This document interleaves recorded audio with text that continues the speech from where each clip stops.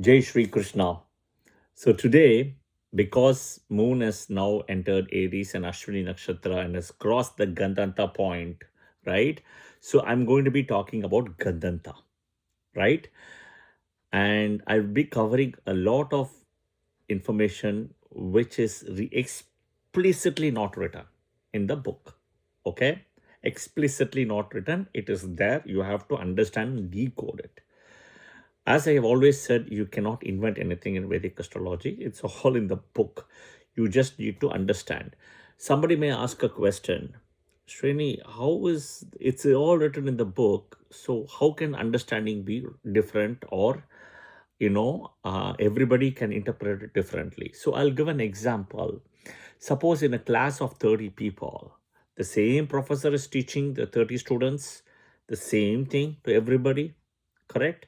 The professor is teaching only one way, the students are learning the one way, but everybody should score the same grade in a way, but it doesn't happen. Some people score A plus, some people score, lower grades. What you understand, how you understand, and how you interpret. That is all it comes to. Okay, so with that said, this is probably a part one of Gandanta series. I will post definitely more parts, but you have to understand some basics of Gandanta and the types of Gandanta also. So what is Gandanta? Gandanta is nothing but a karmic knot or a junction area. See, simple, right? When you take two threads, and I say thread because I work in the fashion industry, and you knot it, there will always be a certain overlap, right? There is an overlap of a point when you knot the two thread, the knotting area. That is a Gandanta point. Simple, okay? It's a karmic knot. Now, what does the karmic knot mean, or how does it come in a chart? See, the Gandanta point, first of all, comes only in a D1 chart. There's no Gandanta point in the divisional charts. Keep all the divisional charts aside, including D9. Only in D1. So how only in D1? And I'll explain. There are, each Rashi is 30 degrees, 12 Rashis, 12 into 30, 360. Okay? All right. Each nakshatra, right, is 13 degree, 20 minutes times 27 equal to 360. Okay? See, the whole sky is taken at 360 degrees, zodiac. Starts Mesha Rashi, Aries. Rashi Aries is owned by, in a way, Mars is owning, but Sun is the 12 owner, right? Adityas, but Mars is the ownership here, Aries. Ashwini Nakshatra starts. All the way, Aries, Taurus, Cancer, Aries, Taurus, Gemini, Cancer. Stop. 120 degrees, correct? Okay, 120 degrees. Within 120 degrees, you will have 9 nakshatras. Ashwini, Bharani, Kritika, Rogini, Mrigashira, Ardra, Punarvasu, Pushya, and Ashalesha. Okay, 9 nakshatras finish. 120 degrees finish. One part finishes.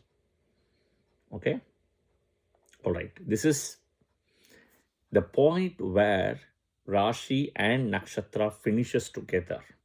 Because see, Aries Rashi starts, Taurus Nakshatras are broken, Kritika rest starts from Aries, comes to Taurus.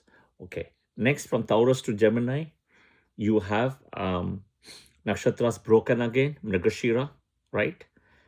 And at Cancer, the Rashi finishes, Nakshatra finishes. Okay, Rashi finishes, Nakshatra finishes. That is the knot. Okay. Same thing, Leo Rashi starts. You have starting from Magha. Then you have Uttara Falguni going from Simha, Leo to Virgo. In Virgo, you have Chitra Nakshatra starting Virgo going to Libra. And in Libra, you have Visakha Nakshatra starting ending in Scorpio. Last Jyeshta Nakshatra, knot is over. Another 120 degrees, 4 Rashis in a way, right? Leo, Virgo, Libra, Scorpio. 9 nakshatras, 120 degrees over. Okay, all right. Third,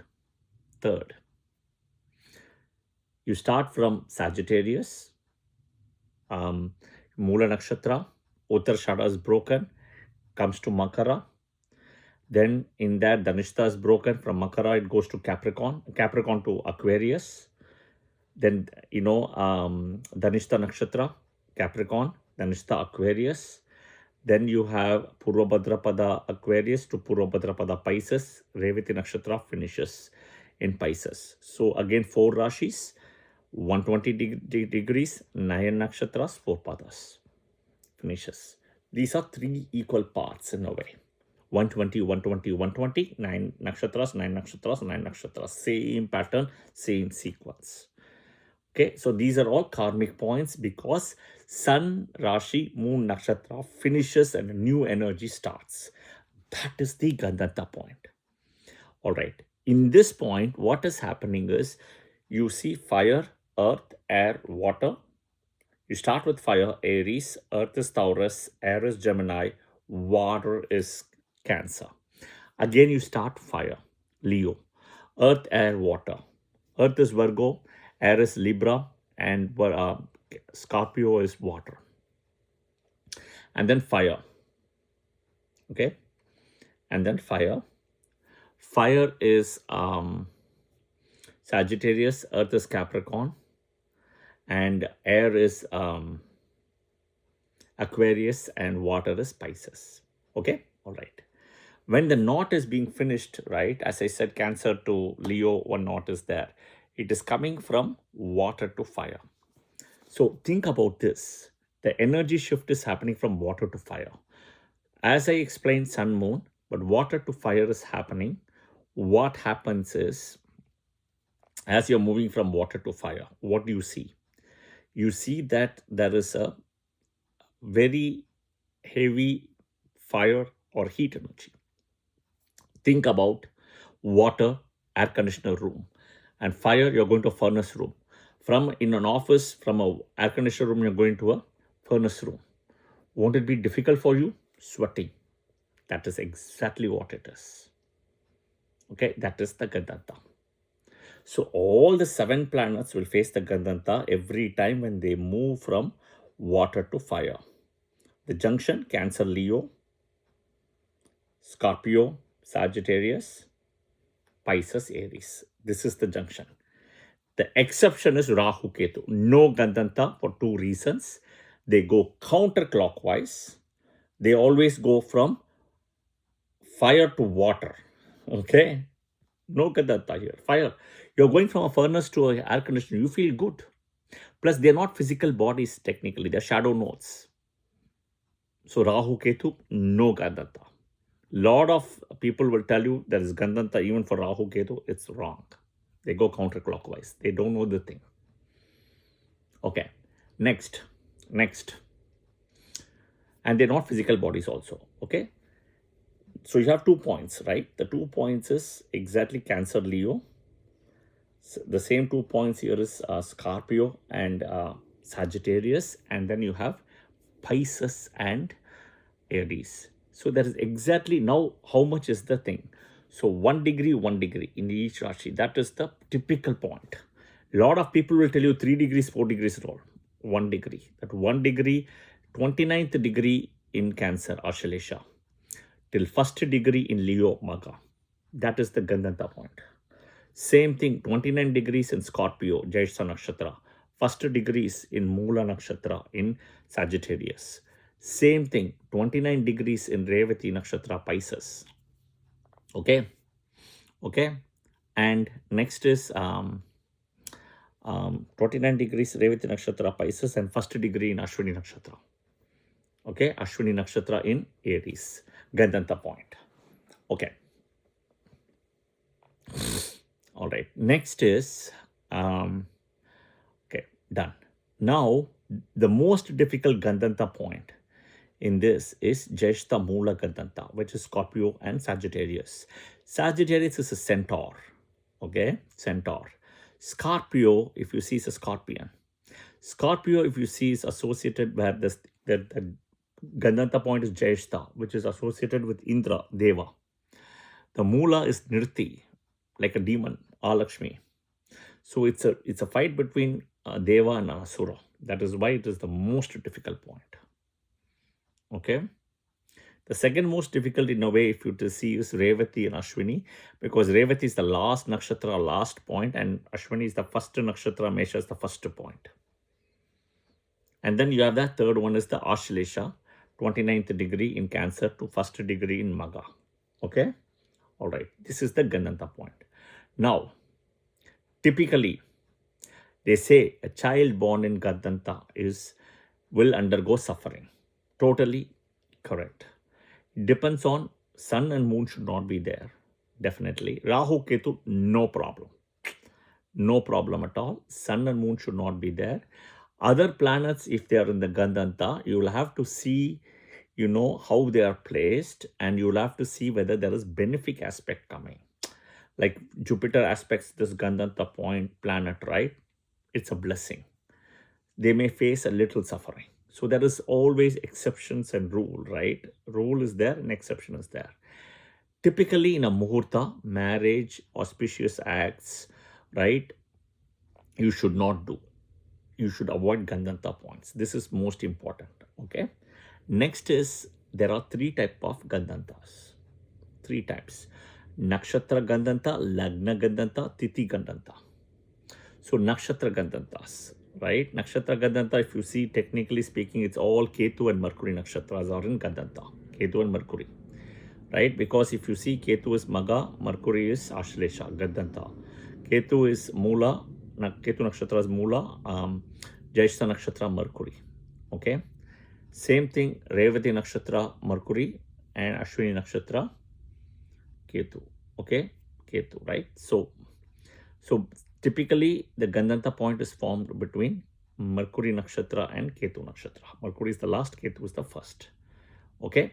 So whenever moon is coming into one of these nakshatras, right, any one of this Ashwini, Ashlesha, Maga, Jyeshtha, Mula, Revati, that 1 degree of all Ketu nakshatras and 29 degrees of all Mercury nakshatras, Gandanta point. Okay, so you got to be careful.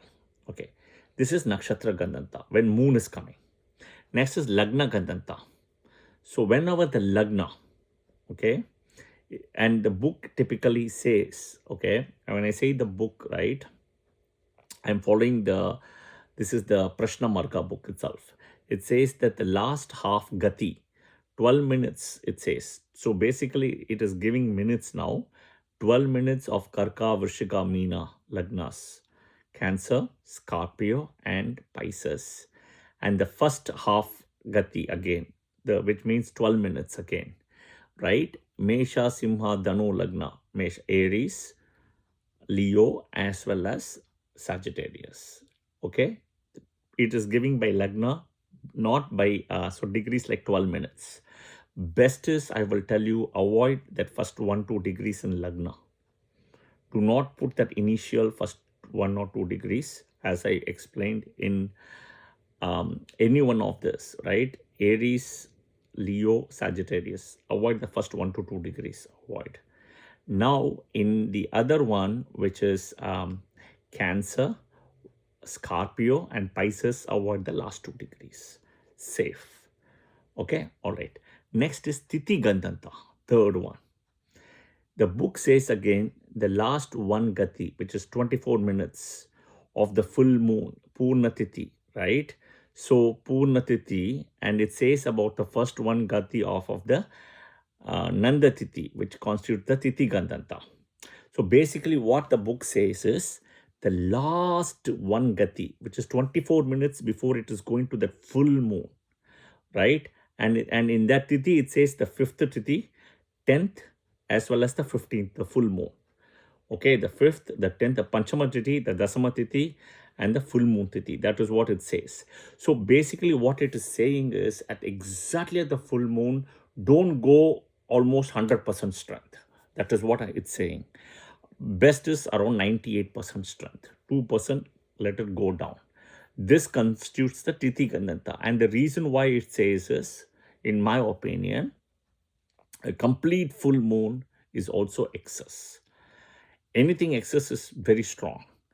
Basically, 95-98% itself is enough. You see my point? So that is what it says. And it says specifically 24 minutes before that full moon. Yeah, or Purna Tithi, and it says the 5th, 10th, and 15th or 15th Tithi. Okay, here is what I would tell you. I wouldn't be much worried about the Tithi. I wouldn't be much worried. Nakshatra and Lagna, that is the most important thing in terms of Gandanta. Okay, or at the same time, Sun, Moon forming the full moon should not be at these points. All right, so this is very important. Even when you are doing any muhurta, note this Gandanta thing. This is just part 1 introductory level as a 101.